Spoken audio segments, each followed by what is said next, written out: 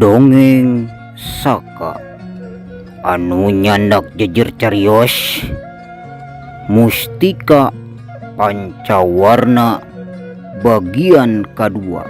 Wilujeng ngadangukeun mugia kahibur sareng mugia ngajantenkeun motivasi sareng inspirasi kangge kahirupan urang sadaya. Prung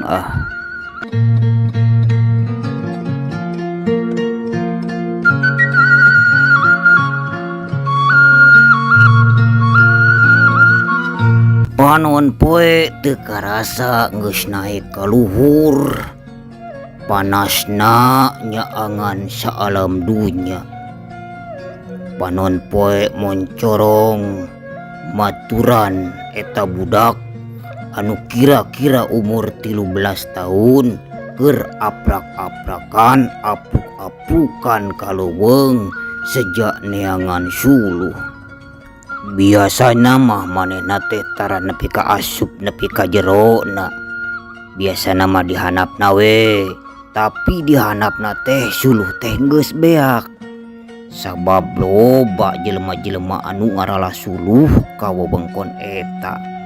Tapi eueuh nu wanieun asup ka jerona mah sabab geus kawentar eta leuweung teh sanget pisan angker pisan.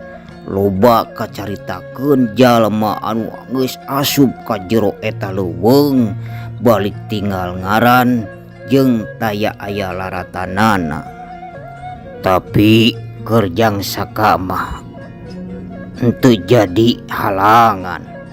Manehna dina hatena teuneng ludeung, eueuh rasa kasieun.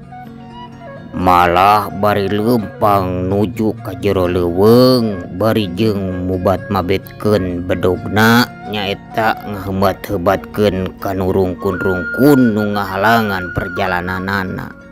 Sanajan hirup pakeum ragap teu aya teu ngajadikeun aral subaha kerjang saka mah.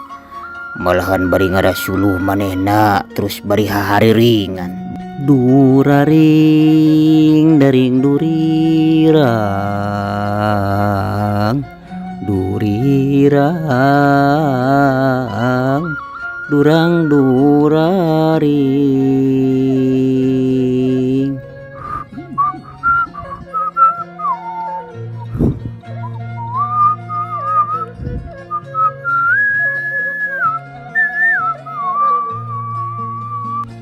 Kadang sakapeung diselingan ku heheotan.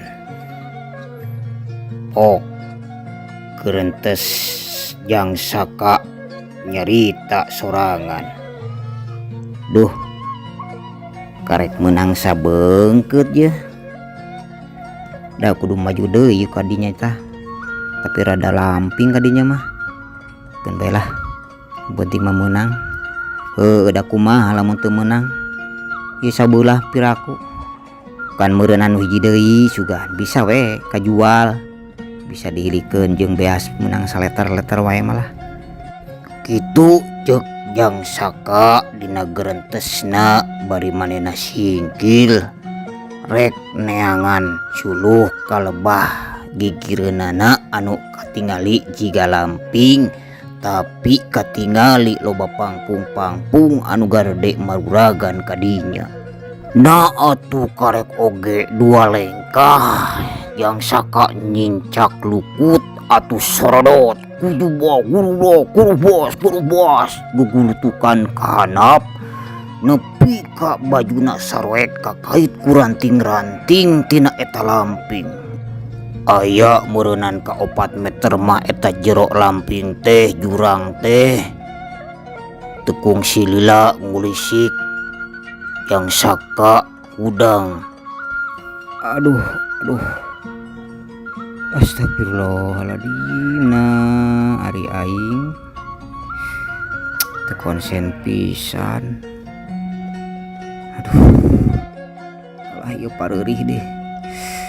Alah baju soek deh bajungan hiji-hijina teh.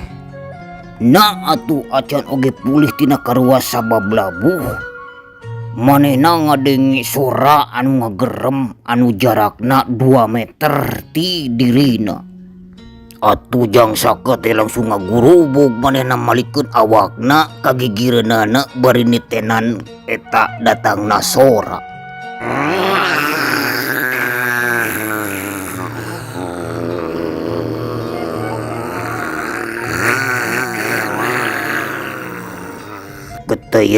Keteyep jang sakate keketeyepan unur-unuran ngajauhan eta dina rungkun anu goyang-goyang aya tina 2 meterna. Hari unur-unuran teh panonna mamusir terus kana eta rungkun. Nah atuh aya nu ngagajleng eta dina rungkun tapi aduh waktosna para sahabat teu nyekapan deui. Jag atuh urang tenden di hareun dalam sieum peragi nyokot tinggalkeun mangsa datang urang samper deui. Ke urang dipedar deui dina bagian katilu. Wabil taufik wal hidayah. Wassalamualaikum warahmatullahi wabarakatuh.